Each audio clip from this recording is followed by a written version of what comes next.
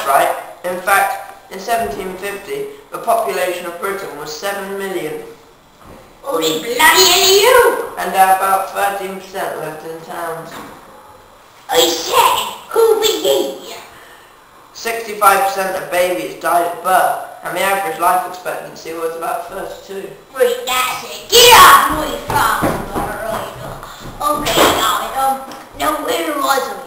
Oh yeah, I have cattle, I have sheep, and I grow vegetables, and I trade them with my friend Bob the fisher.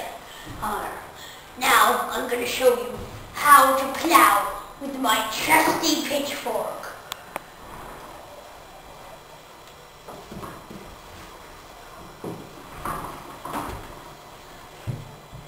We better not break this pitchfork. It's been in my family for centuries. If I break it, I'll be out of work. Damn. That's done it. Now I better go join the mining industry, yeah.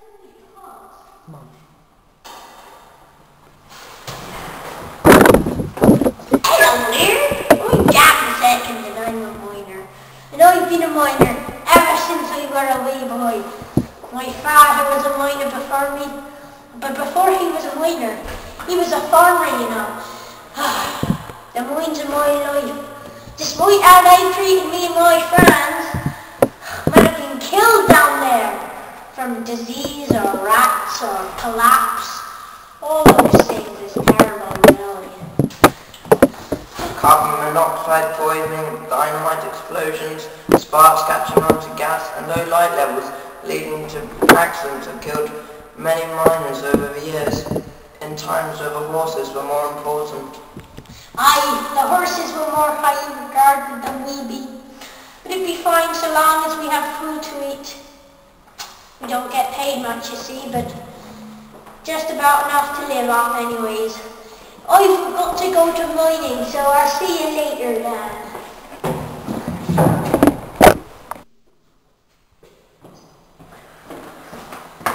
Oh, hello there. I'm Jack III, Jack II's son. I'm a miner.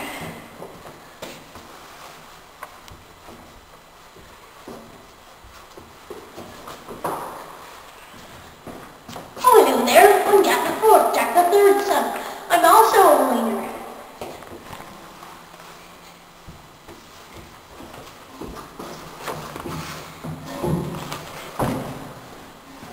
Oh, hello there. I'm Jack V, Jack IV's son. I'm also a miner.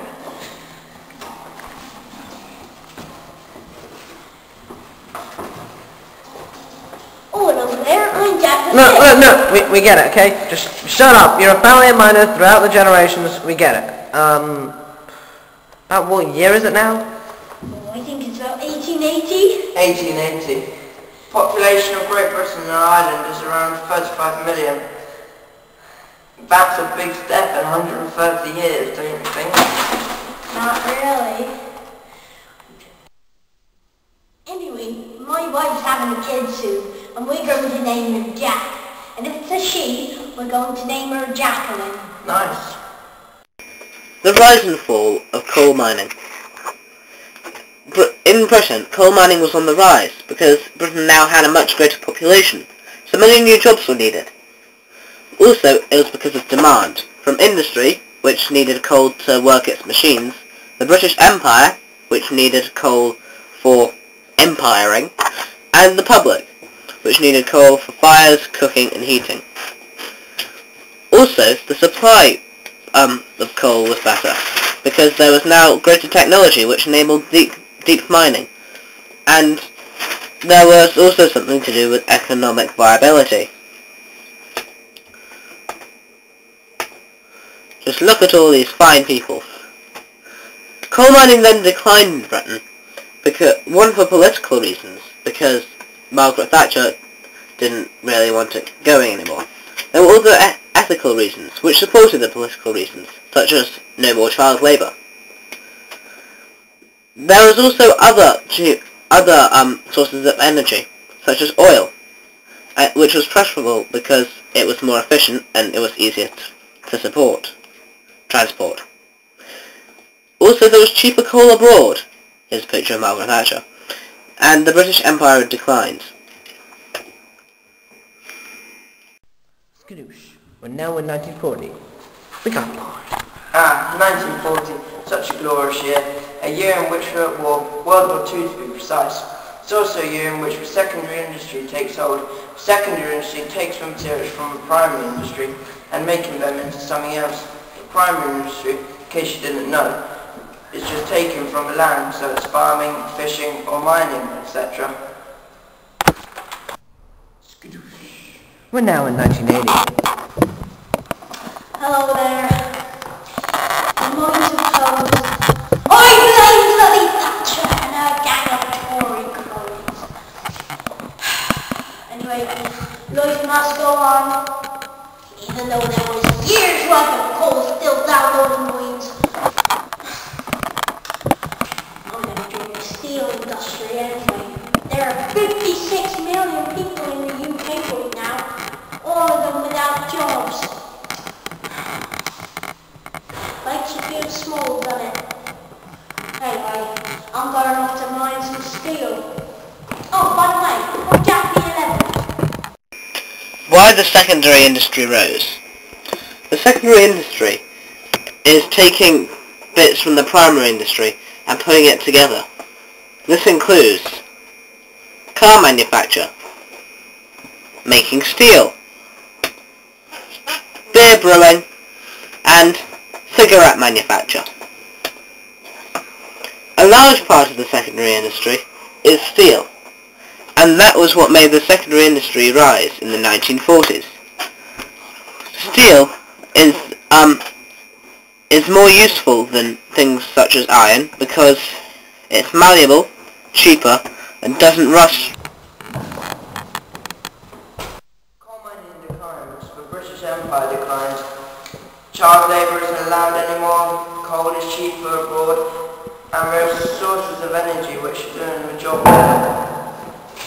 Well, thanks for rubbing it in.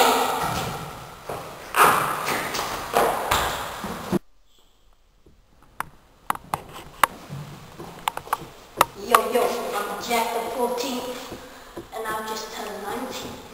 It's 1999, and my dad is still in the steel industry. But I'm at university, trying to be a doctor. I think it's kind of weird when you how much things have changed over the past 240 years and 12 generations. My dad managed to escape the vicious circle of coal mining and got a good job while he was ahead in the steel industry. But now, most people are in the tertiary industry of lawyer shop, which is where we provide services for others like shopkeepers or teachers or even doctors like me.